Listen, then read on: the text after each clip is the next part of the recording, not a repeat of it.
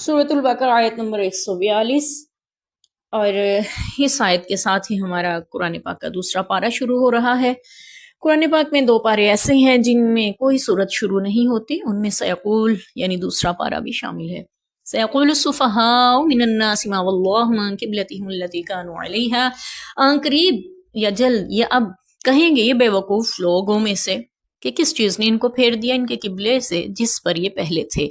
कुल लिल्लाहिल मशरिक़ वल मग़रिब, आप इनसे फरमा दीजिए कि अशरिक और मगरिब अल्लाह ही का है। यहदी मन यशाउ इला सिरातिम मुस्तकीम, जिसे चाहे सिरात मुस्तकीम की रहनुमाई फरमा दे या जिसको चाहे सिरात मुस्तकीम पर चला देता है, जिसकी चाहे सिरात मुस्तकीम की तरफ हिदायत कर देता है, जिसको चाहे सीधे रास्ते लगा देता है। जो मफहूम आप समझें वो ले सकते हैं। तो ये बेवकूफ़ लोग कब कहेंगे या क्यों कह रहे थे, या इनके कहने का एहतमाल क्यों था, इसके बारे में आता है तफसीर में कि अल्लाह तबारक व तआला ने नबी पाक सल्लल्लाहु अलैहि वसल्लम की साबिक़ा किताबों में ये अलामत बयान फरमाई थी कि आखिरी नबी जो होगा उसका किबला खाना काबा होगा।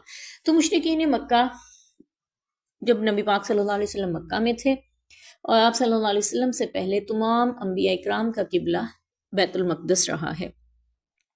आप सल्लल्लाहु अलैहि वसल्लम जब खाने मक्का में थे तो खाना काबा की तरफ भी रुख कर लेते थे और सीध में उसी सीध सिमत में खड़े होते थे कि बैतुल मक़दस भी सीध में रहे।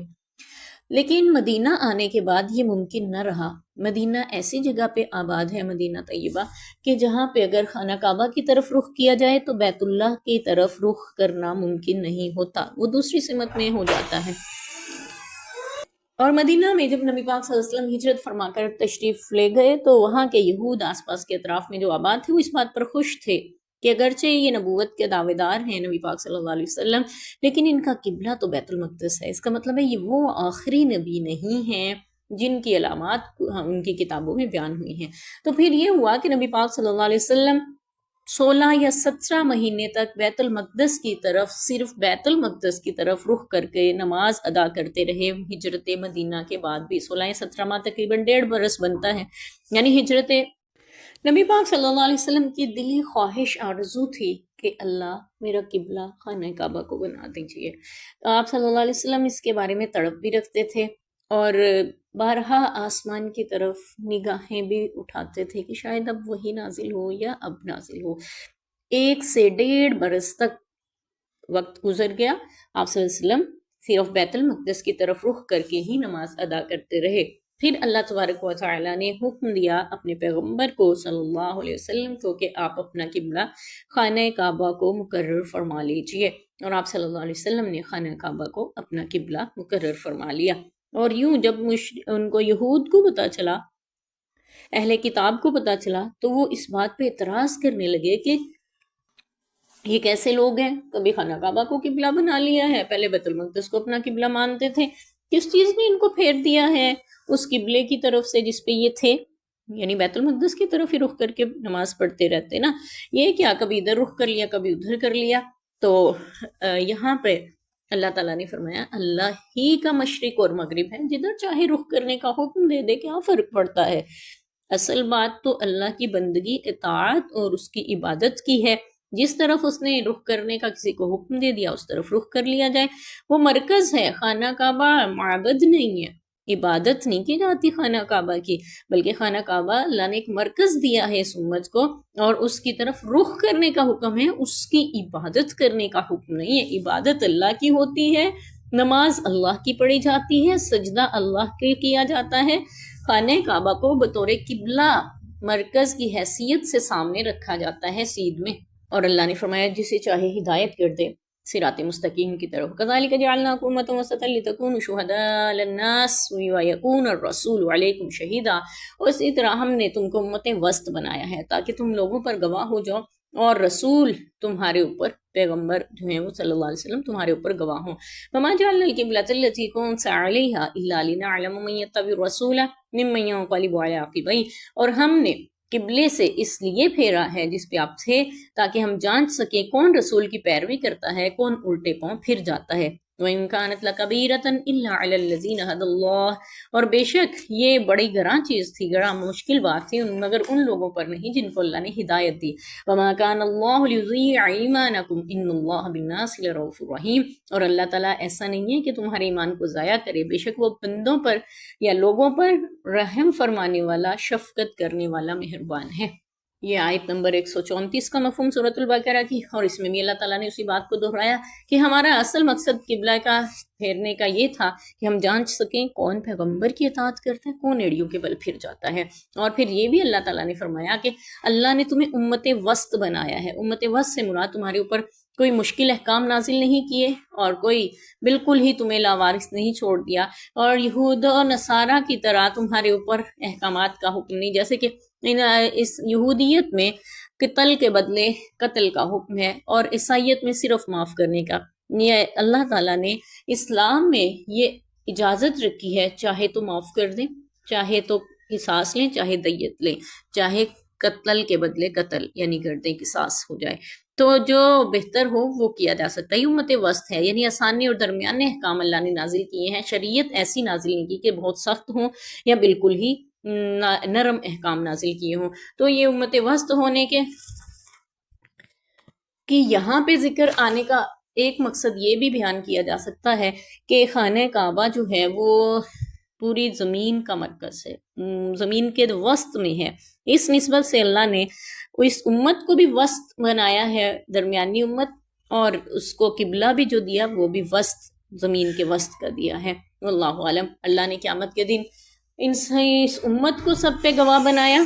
قیامت کے دن یہ امت تمام امتوں پر گواہی دے گی اس بات کی کہ اللہ یہ امتیں جو ہیں وہ انکار کر رہی ہوں گی اس دن کہ ہمارے پیغمبر تو کوئی آیا ہی نہیں ہمارے پاس ڈرانے کے لیے، نہ اللہ کا پیغام پہنچانے کے لیے، تو وہ انکار کر رہی ہوں گی۔ تو یہ امت گواہی دے گی، اللہ یہ امتیں جھوٹ بول رہی ہیں، آپ کے پیغمبر آئے تھے اور انہوں نے ان تک پیغام پہنچایا تھا۔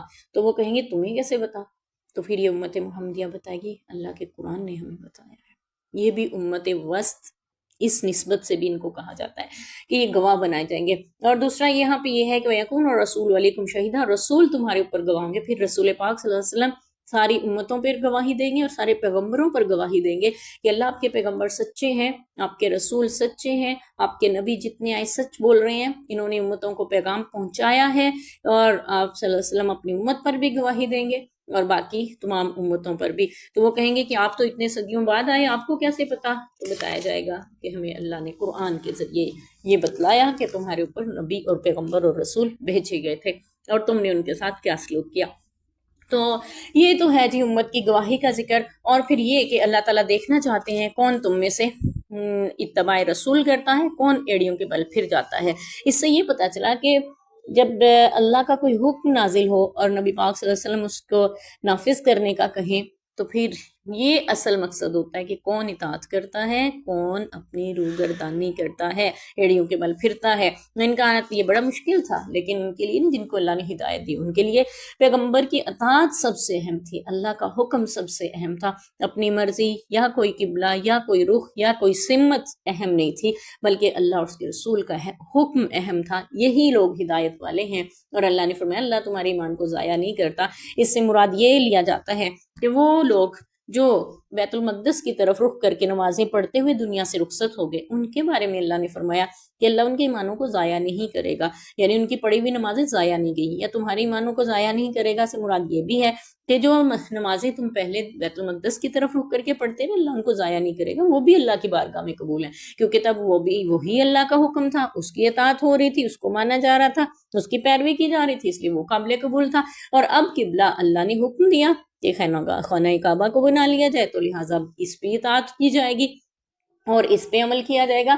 اللہ شفقت فرمانے والا ہے، اپنے بندوں پہ ضائع نہیں کر دیا کرتا کسی کے عمل کو، بلکہ قبول کرتا ہے، کیونکہ وہ بھی نیکی اور اللہ کی اطاعت کی نیت سے اعمال کر رہے ہوتے ہیں، اور اللہ رحیم بھی ہے، رحم فرمانے والا بھی ہے۔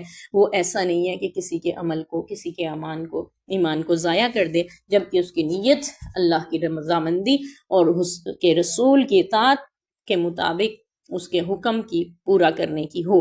تو اللہ تبارک و تعالیٰ نے یہاں پہ ہمیں ایک بہت بڑی بات کو سمجھایا اور یہ بھی بتایا کہ بے وقوف لوگ ہوتے ہیں جو اللہ اور اس کے رسول کی اطاعت کرنے پر تمہیں باتیں کیا کرتے ہیں، لہٰذا ان کی باتوں پہ کان نہ دھریں، آپ اللہ اور اس کے رسول کی اطاعت کریں اور اسی کے مطابق اپنی زندگیاں بسر کریں۔ یہ پیغام ہمیں ان آیات سے مل رہا ہے کہ لوگوں کی، فضول لوگوں کی، بے وقوف لوگوں کی باتوں کی پرواہ نہ کریں۔ بے وقوف کون ہوتے ہیں؟ جو اللہ اس کے رسول کے حکم کے خلاف عمل کرنے کو کہیں یا اللہ اور اس کے رسول کی اطاعت سے رکنے کو کہیں، وہ بے وقوف ہوتے ہیں، خود بھی ہوتے ہیں، دوسروں کو بھی بنانا چاہتے ہیں۔ لہٰذا ان کی باتوں پہ کان نہ دھرا جائے، بلکہ ان کی بات کو سنا جائے جو اللہ اور اس کے رسول کا پیغام آپ تک پہنچا